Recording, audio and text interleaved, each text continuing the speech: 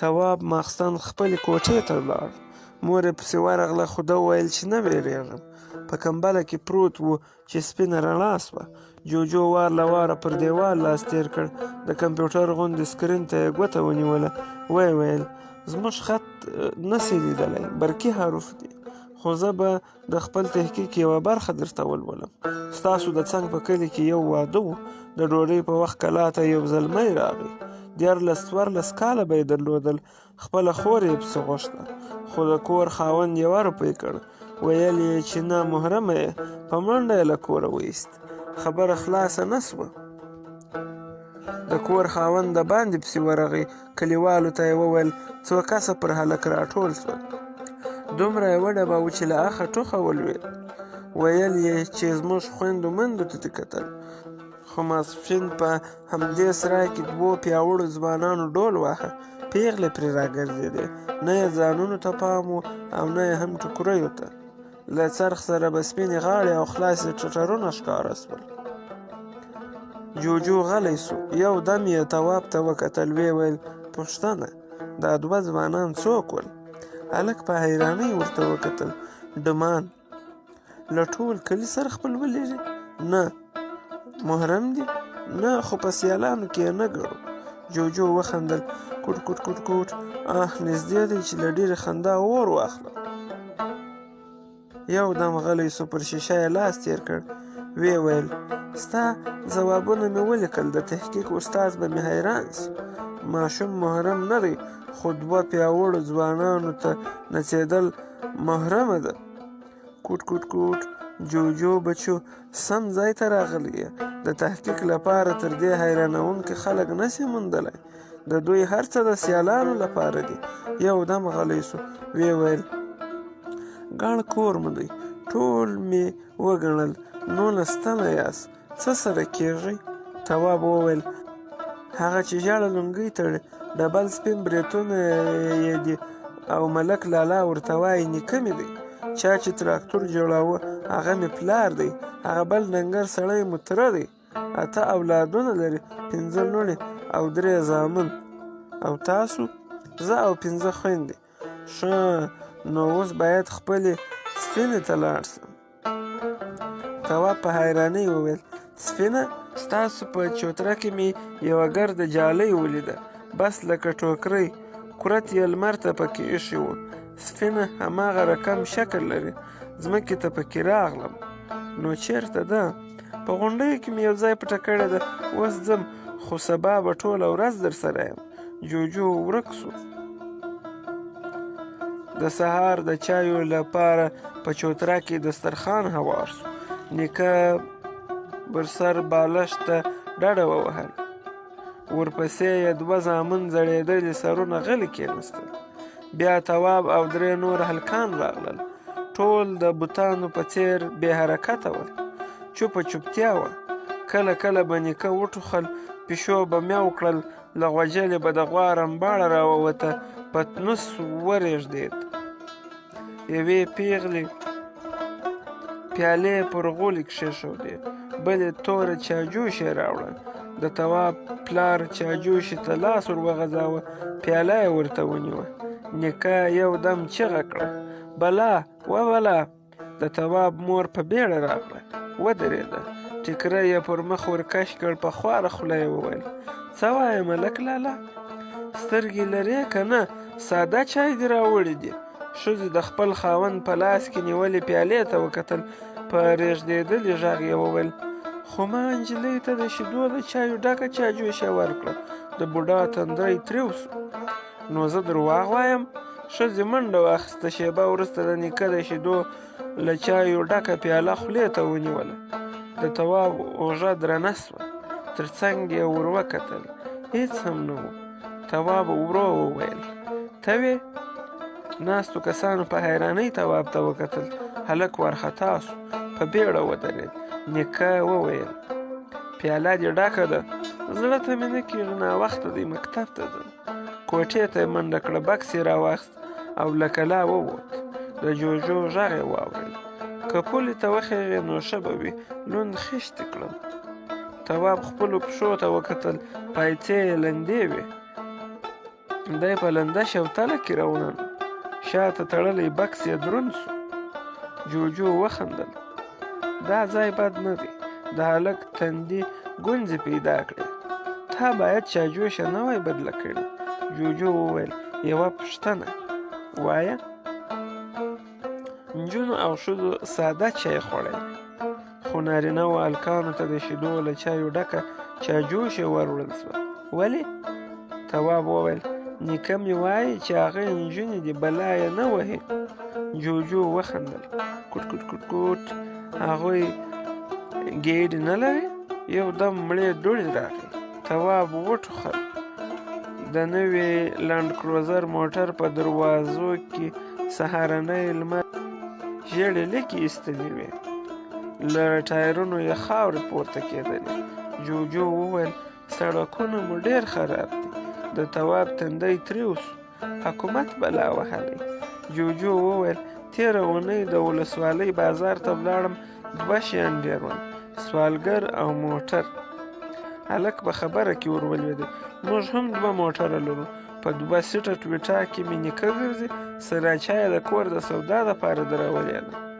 جوجو وپوښتل نو دا د کلیو سړکونه ولې د سیمې خلک نه جوړوي؟ تواب غلی و.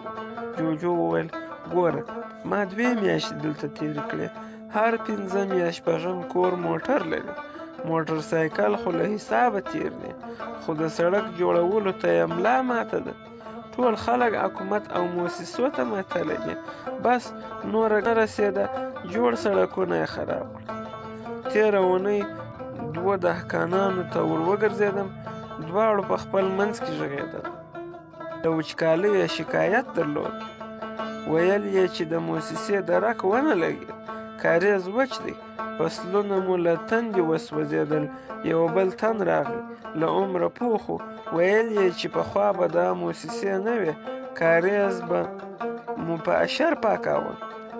بد یې امخته کړو تر څو به د نورو خیرات ته ناست یو. د ټوپک ډز وسو. یوه پختکه راغله. د تواب پښو ته نږدې په راشنو سویو پیازو کې ولوېده. جوجو په غوسه وویل دا چا وویشته؟ تواب مخامخ ګوته ونیول. د چنار له ګڼو ونو یو ځوان راووت. ښکاري ټوپک یې په لاس کې و. یوې بلې خواته یې کتل. د پیازو په شنو ډکو کې سپینه رڼا راتاو سوه. پختکې ټوپ کړل. جوجو تر جوړ وزر ونیوله. د پختکې پر مات وزر یې له روڼ پلاستیک جوړ لاس تېر کړ. وینه ودرېده. پختکه والوته. جوجو پسې غږ کړ سمه ده خو له انسانانو لرې ګرځه. جوجو ورک سو. د تواب اوږه درنه سوه. جوجو وویل پختکې یې مننه کوله. ویل یې چې تر انسانانو ښه یاست. تواب وویل ته د مرغانو په ژبه پوهېږې؟ زما ډېر کمالونه زده دي. راځه دا کربوړی به در وغږوم. تواب مخامخ وکتل. زړه یې خولې ته راغی. د کچالو په جوه کې غټ کربوړی پروت و. تواب له ځمکې یوه لویه ډبره ور پورته کړه. جوجو په بیړه وویل پام. بکس سپک سو. جوجو د کربوړي تر څنګ ولاړ.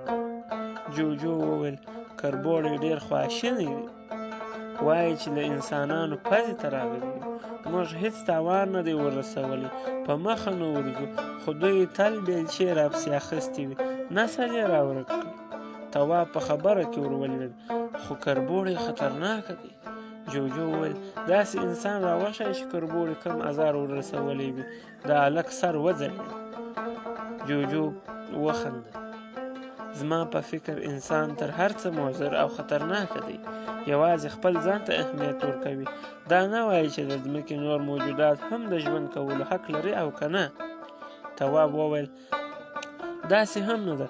ګل ماما ته وګوره که غویان نه وای ورباندې ګران شنه رشقه به یې نه ورته ریبل.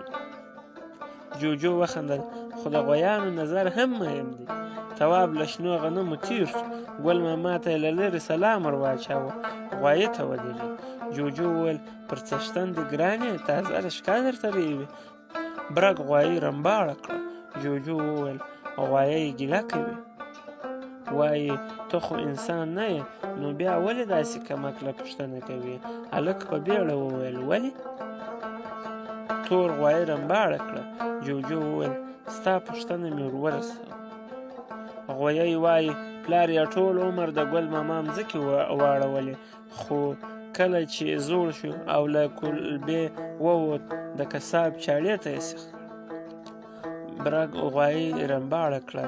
جوجو وویل سخت ناروغه دی، خو باید ځمکه واړوي. که یې ځان جوړ ونه ښود څښتن یې خیرات منل.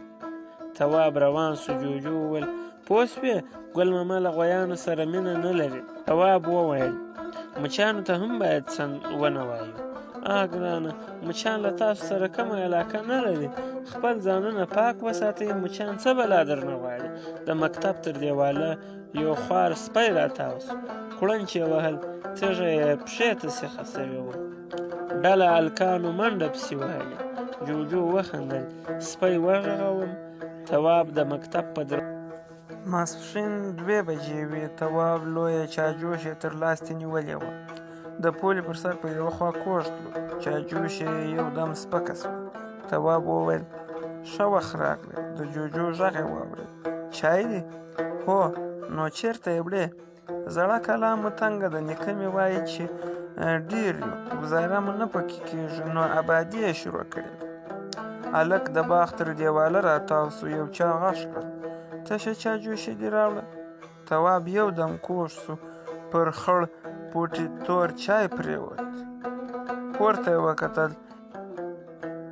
یوه ګردي سړي د کلا د دیوال په خڅت راشله. هماغه سړي وخندل. د ملک لالا لمسی ځوان سوی دوی له ډکې چایجوشې سره نیغ روان و.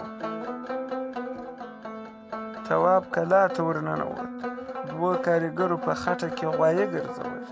هلک توره چایجوشې پر غولي کښېښوده. نیکه یې د لرګي پر زینه ولاړ و. لکڼه یې په پخڅه کې تر پرې سوي سوروي ایستلې وه. جوجو وویل ملک لالا دې ولې لکڼې ته سترګه پټه کړې ده؟ لکڼه خو ټوپک نه دی. تواب د دیواله سیوري ته د خرې پر کته کښېناست. په دیوالونو کې د سروي ولې پرېښي دي؟ د دښمن لپاره. له چا سره بدي لرئ؟ تواب خپله ککرۍ وګروله. نه. ملک وخندل. ها زویه چای دې راوړ؟ تواب ور وکتل. نیکه یې په احتیاط له زینې ښکته کېده. تواب ورغی. ورو یې وویل ملک لالا موږ به دیدار یو؟ ملک په حیرانۍ ور وکتل. نه. نو په دیوال کې د سروي د څه لپاره دي؟ بوډا وخندل. د هلک پر سر یې لاس کېښود. ورو یې وویل د تربرونو لپاره. روان سو. کارګرو ته ور وګرځېد. جوجو وویل دا ټکی مې نوی واورېد. تربرونه ځناورو ته وایاست؟ نه، دا د تره زامنو ته. نو هغوی ولې وژنئ؟ تواب خپل نیکه ته منډه ور واخیسته. هغه ته مخامخ ودرېد. په خواره خوله یې وویل د تره زامن مې راباندې ګران دي. نه غواړم چې هغوی ووژنې. لومړی ملک وخندل. بیا ناستو کارګرو خندا ورسره بدرګه کړه. یوه کارګر وویل هلک دی ماغزه یې خاندي نه پوهېږي. تواب په حیرانۍ ورته کتل. تر دیوال له عمره پوخ ډنګر سړی راتاو سو. ږیره یې لنډه وه. غټې کڅوڼۍ سترګې یې درلودې. سپینې زړې خولۍ یې لانده ویښته راوتلي وو. ملک په خندا وویل سرمعلمه راځه. د تواب غوږ وتخنېد. جوجو وویل دا سړی مې د مکتب په اداره کې ولید. تواب وویل زموږ سرمعلم دی. معلمانو ته یې خوشکې کولې. ویل یې چې یو هم د زړه له اخلاصه صنف ته نه ورځي. جوجو غلی سو. یو دم یې وویل پوښتنه وکړه. څه؟ راته ووایه چې د معلمانو ځواب څه؟ ښه ووایه. معلمان ټول په یوه خوله ول. 15,000 افغانۍ یې کمې ګڼلې. ویل یې چې په دې تنخوا ستونی نه سو ورته څیرولی. خو د سرمعلم دلیل دا و چې دوی په زور نه دي راغلي. تنخوا معلومه ده. که یې ووي که سل دوی منلې، نو باید چې د زړه له اخلاصه درس ورکړي. تواب په خبره کې ور ولوېد. قناعت یې وکړ. په اوږه یې چونډۍ ور ولګول شوه. وار راکه د سرمعلم خبره